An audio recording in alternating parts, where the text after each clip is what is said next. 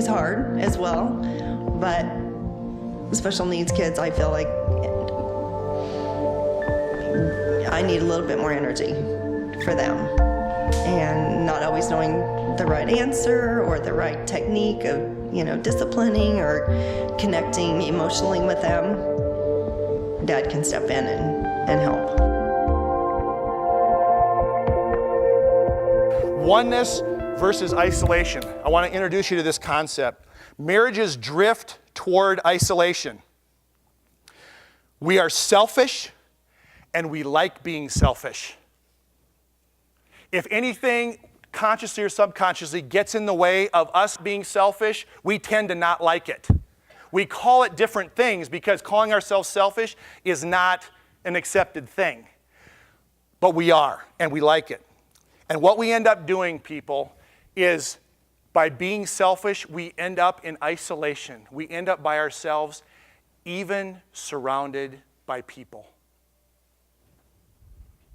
That's where we would go in our normal default mode.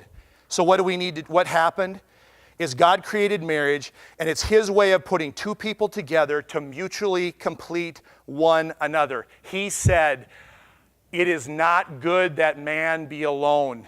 He needs a helper."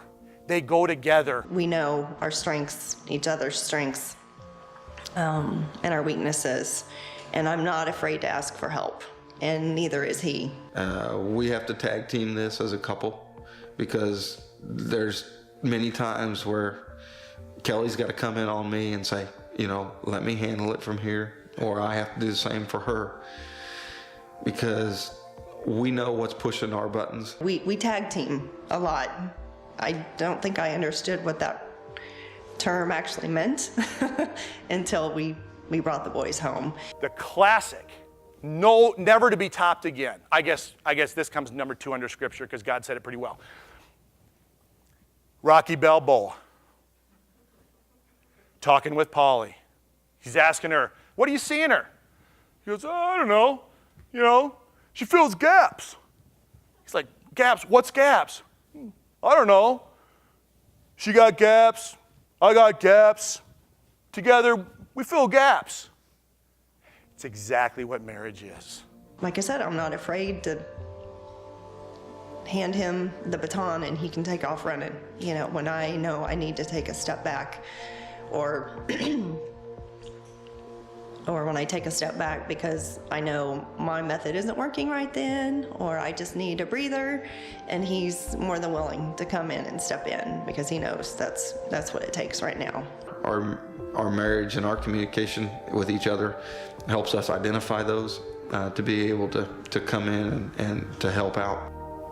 This is what happens in marriage. We are incomplete without our mate.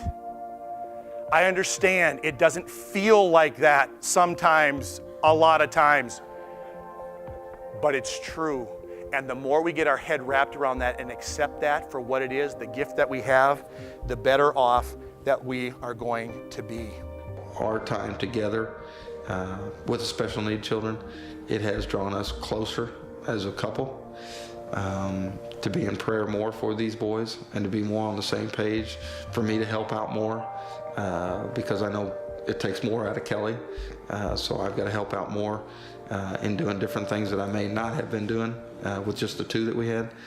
So, again, it has drawn us closer, but I can only say that drew us closer because of the state we were in our marriage, the length of our marriage, our relationship with the Lord, and really that, I believe, is what's helping us parent these boys. Those kinds of things that you can make decisions as a couple, if you can land those things and make a commitment and understand it and say, this is something we're going to do, and not just in understanding each other that way, in saying, how do we talk to each other? Waiting for a calm moment to discuss a situation rather than in the moment to discuss a situation.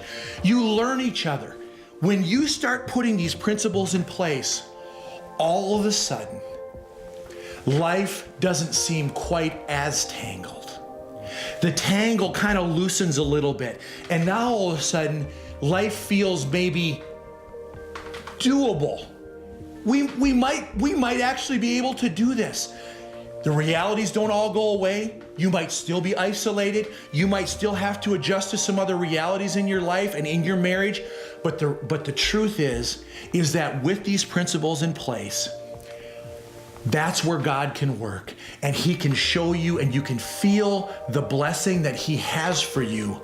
And not only that, is imagine what kind of effect do you think couples that are living in this cauldron, that are making their marriages work, that are having relationships that are solid, what does that say to a hurting world? If they can do it, I want to know what they're doing.